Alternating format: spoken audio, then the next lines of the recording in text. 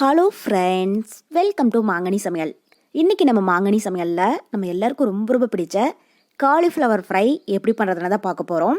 So இது அப்படியே நம்ம கேஎஃப்சி சிக்கன் சாப்பிட்ற மாதிரியே மேலே நல்ல மொறுமொறுப்பாகவும் அவ்வளோ நல்லா டேஸ்ட்டாக இருக்கும். ஸோ வீடியோ படி நீங்கள் அப்படியே செஞ்சு பாருங்கள். வீட்டில் எல்லாரும் ரொம்பவே என்ஜாய் பண்ணி சாப்பிடுவாங்க. இதை நம்ம ஸ்டார்டராக சாப்பிட்லாம், அப்படி இல்லைன்னா சாம்பார் சாதம், ரசம் சாதம், அப்புறம் எல்லா விதமான வெரைட்டி ரைஸ் கூடயும் சைடிஷாக வச்சுக்கலாம்.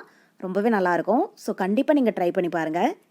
சரி வாங்க, இப்போ இந்த காலிஃப்ளவர் ஃப்ரை எப்படி பண்ணுறதை நம்ம பார்க்கலாம்.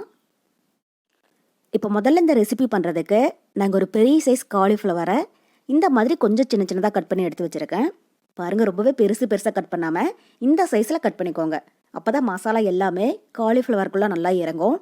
அதே மாதிரி நம்ம எண்ணெயில் போட்டு பொரிக்கிற போதும் நல்ல மொறுமொறுப்பாக இருக்கும்.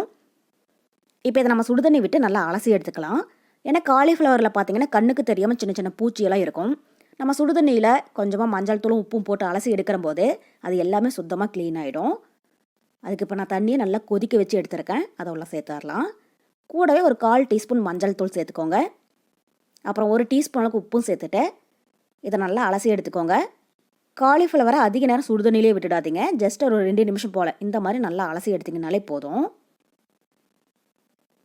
இப்போ இது மாதிரி லைட்டாக கலந்து விட்டுட்டு இதை தண்ணியிலேருந்து வடித்து தனியாக ஒரு பிளேட்டில் எடுத்து வச்சுடுங்க. கொஞ்சம் கூட தண்ணி இல்லாமல் இந்த மாதிரி நல்லா வடித்து எடுத்துக்கோங்க. இப்போ இது அப்படியே ஒரு ஓரமாக இருக்கட்டும். இப்போ அடுத்தது இதை கோட் பண்ணுறதுக்கு நம்ம மசாலா ரெடி பண்ணிடலாம். இப்போ அதுக்கு ஒரு மிக்சிங் பவுலில் 1/4 கப் அளவுக்கு கார்ன்ஃப்ளவர் சேர்த்துக்கோங்க. கூடவே 1/4 கப் மைதா மாவு. நீங்கள் விருப்பப்பட்டால் மைதா சேர்த்துக்கோங்க, இல்லைன்னா இதுக்கு பதில் கடலை மாவு கூட சேர்த்து செய்யலாம், நல்லாயிருக்கும். அப்புறம் 2 டேபிள் ஸ்பூன் அரிசி மாவு, கூடவே 1/4 டீஸ்பூன் மஞ்சள் தூள், காரத்துக்கு 1 டேபிள் ஸ்பூன் தனி மிளகாய் தூள். குழம்பு மிளகாய் தூள் மாதிரி சேர்க்கக்கூடாது, தனி மிளகாய் தூள் 1 டேபிள் ஸ்பூன் சேர்த்துக்கோங்க. அப்புறம் 1 டீஸ்பூன் மல்லித்தூள், கூடவே 1 டீஸ்பூன் கரம் மசாலா, அப்புறம் 1/2 டீஸ்பூன் அளவுக்கு சீரகத்தூளும் சேர்த்துடுங்க. சீரகத்தை லைட்டாக வறுத்துட்டு பவுடர் பண்ணி சேர்த்துக்கோங்க, நல்ல மணமாக இருக்கும். கூடவே 1/2 டீஸ்பூன் மிளகாத்தூள், அப்புறம் 1 டேபிள் ஸ்பூன் இஞ்சி பூண்டு விழுதும் சேர்த்துக்கோங்க. சேர்த்துட்டு இப்போ இதில் சின்ன சைஸில் ஒரு எலுமிச்சம்பழத்தோடைய ஜூஸ் சேர்த்துடலாம். பெருசாக இருந்துச்சுன்னா பாதி லெமன் ஜூஸ் சேர்த்திங்கன்னா போதும். நான் சின்னதாக இருக்கிறதுனால ஒரு எலுமிச்சம்பழத்தோடைய ஜூஸ் சேர்க்குறேன். அப்போ தான் லைட்டாக அந்த புளிப்பு டேஸ்ட்டு எடுத்து கொடுக்கும், அதுக்காக தான். சேர்த்துட்டு இப்போ இந்த மசாலாவுக்கு தேவையான அளவு உப்பும் சேர்த்துக்கோங்க. இப்போ இதில் கொஞ்சம் கொஞ்சமாக தண்ணி விட்டு நல்லா கெட்டியான ஒரு மாவு பதத்துக்கு இதை பிசைஞ்சு எடுத்துக்கோங்க. ஃபஸ்ட்டே தண்ணி ரொம்பவே அதிகமாக சேர்க்கக்கூடாது. இந்த மாதிரி கொஞ்சம் கொஞ்சமாக சேர்த்து நல்லா ஒரு திக்கான மாவை கரைச்சிக்கோங்க.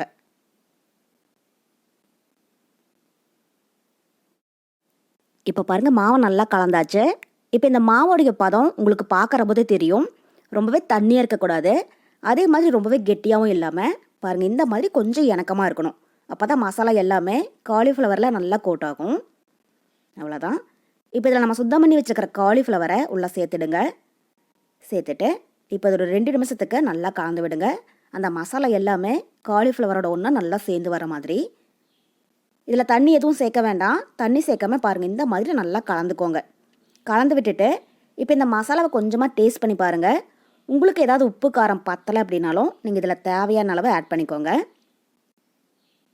இப்போ பாருங்கள், நல்லா கலந்தாச்சு. மசாலாவும் காலிஃப்ளவரில் நல்லா கோட் ஆகியிருக்கு. இப்போ இந்த மாதிரி நல்லா கலந்து விட்டதுக்கப்புறமா இதை அப்படியே ஒரு மூடி போட்டு மூடி வச்சுடுங்க. ஒரு 10 நிமிஷத்துக்கு அந்த மசாலாவிலேயே இது நல்லா ஊறட்டும். அதுக்கப்புறமா எப்படி இருக்குன்னு பார்க்கலாம். இப்போ அடுத்தது இந்த காலிஃப்ளவர் ஃப்ரைக்கு நல்ல ஒரு மொறுமொறுப்பு தன்மை கொடுக்கறதுக்கு நான் இங்கே கொஞ்சமாக பிரெட் க்ரம்ஸ் எடுத்து வச்சுருக்கேன். இப்போ நம்ம ரெடி பண்ணி வச்சுருக்கிற காலிஃப்ளவரை ஒன்றா சேர்த்து நல்லா பெரட்டி எடுத்துக்கோங்க. பாருங்கள், இது மாதிரி உங்கள்கிட்ட இது மாதிரி பிரெட் க்ரம்ஸ் இருந்துச்சு அப்படின்னா நீங்கள் அதை யூஸ் பண்ணிக்கோங்க. இல்லைன்னா நல்லா ஃப்ரெஷ்ஷான ப்ரெட்டை மிக்ஸி ஜாரில் போட்டு பல்ஸ் மோடில் கூட நீங்கள் அரைச்சி சேர்த்துக்கோங்க, நல்லாயிருக்கும். இப்போ இதே மாதிரி நீங்கள் எல்லா காலிஃப்ளவரையுமே ரெடி பண்ணி தனியாக ஒரு பிளேட்டில் எடுத்து வச்சுக்கோங்க. அதுக்கப்புறமா நம்ம எண்ணெயில் போட்டு பொரிச்சு எடுத்துடலாம். இது மாதிரி நம்ம அந்த காலிஃப்ளவரில் இந்த பிரெட் க்ரம்ஸை போட்டு பெரட்டி எடுக்கிற போது இது நல்ல மொறுமொறுப்பாக கிறிஸ்பியாக பொரிஞ்சு வரும். சாப்பிட்றதுக்கும் நல்லா டேஸ்ட்டாக இருக்கும். அவ்வளோதான். இப்போ இதை நம்ம எண்ணெயில் போட்டு பொரிச்சு எடுத்துடலாம். அதுக்கு கடாயில் எண்ணெய் நல்லா சூடாயிட்ருக்கு. இப்போ எண்ணெய் சூடானதும் ஸ்டவ் ஃபுல்லாக மீடியம் ஹீட்டில் வச்சுட்டு நம்ம ரெடி பண்ணி வச்சுக்கிற காலிஃப்ளவரை ஒன்று ஒன்றா உள்ளே சேர்த்துடலாம். எண்ணெய் பார்த்திங்க அப்படின்னா ரொம்பவே சூடாக இருக்கக்கூடாது, மீடியம் ஹீட்டாக தான் இருக்கணும். ஏன்னா இதில் நம்ம பிரெட் க்ரம்ஸில் சேர்த்துருக்கிறதுனால எண்ணெய் ரொம்பவே சூடாக இருந்துச்சுன்னா மேலே சீக்கிரமாக கலர் மாறிடும். உள்ளே பார்த்திங்க அப்படின்னா காலிஃப்ளவர் சரி வர பொரிஞ்சிருக்காது. இப்போ இதை எண்ணெயில் போட்டதும் உடனே திருப்பி விட்டுறாதீங்க. இந்த மாதிரி ஒரு சைடு லைட்டாக பொரிஞ்சு வந்ததுக்கப்புறமா இப்போ இதை மெதுவாக அடுத்த சைடு திருப்பி விட்டுறலாம். 2 சைடுமே நல்லா பொரிஞ்சு அந்த சலசலப்பெல்லாம் ஓரளவுக்கு அடங்கினதுக்கப்புறமா நம்ம வெளியில் எடுத்துடலாம்.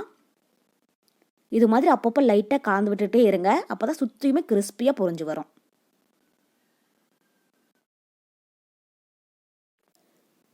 இப்போ பாருங்கள், காலிஃப்ளவர் 2 சைடும் நல்லா பொரிஞ்சு அந்த சலசலப்பெல்லாம் ஓரளவுக்கு அடங்கிடுச்சு.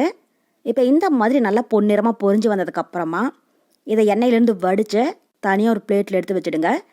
பிளேட்டில் ஒரு டிஷ்யூ பேப்பர் இல்லைன்னா காட்டன் கிளாத்தை விரிச்சிட்டு அதில் எடுத்து வச்சுக்கோங்க. இதில் கொஞ்சம் நஞ்சம் எண்ணெய் இருந்துச்சு அப்படின்னா கூட அது எல்லாத்தையுமே அது ஈட்டிடும். அவ்வளோதான். இப்போ இதே மாதிரி நீங்கள் எல்லா காலிஃப்ளவரையுமே எண்ணெயில் போட்டு பொரித்து எடுத்துக்கோங்க. அவ்வளோதான். இப்போ நல்லா மொறுமொறுப்பான காலிஃப்ளவர் ஃப்ரை ரொம்பவே சூப்பராக தயாராகிடுச்சு. இதை ஈவினிங் டைமில் நல்லா சுட சுட டீ காஃபி கூட வச்சு டொமேட்டோ கெச்சப்போட தொட்டு சாப்பிட்டு பாருங்கள். டேஸ்ட்டு வந்து அவ்வளோ ரொம்ப அட்டகாசமாக இருக்கும். வீட்டில் எல்லோரும் ரொம்பவே என்ஜாய் பண்ணி சாப்பிடுவாங்க. ஸோ கண்டிப்பாக நீங்களும் இதே மெத்தடில் இந்த காலிஃப்ளவர் ஃப்ரை வீட்டில் செஞ்சு பார்த்துட்டு எப்படி இருக்குன்னு மறக்காமல் கமெண்ட் பாக்ஸில் சொல்லுங்கள். என்னுடைய இந்த ரெசிபி வீடியோ உங்களுக்கு பிடிச்சிருந்தா லைக் பண்ணுங்கள். உங்கள் ஃப்ரெண்ட்ஸ் அண்ட் ரிலேட்டிவ்ஸ் கூட நிறைய ஷேர் பண்ணுங்கள். மறக்காமல் மாங்கனி சமையலுக்கு சப்ஸ்கிரைப் பண்ணுங்கள். நன்றி.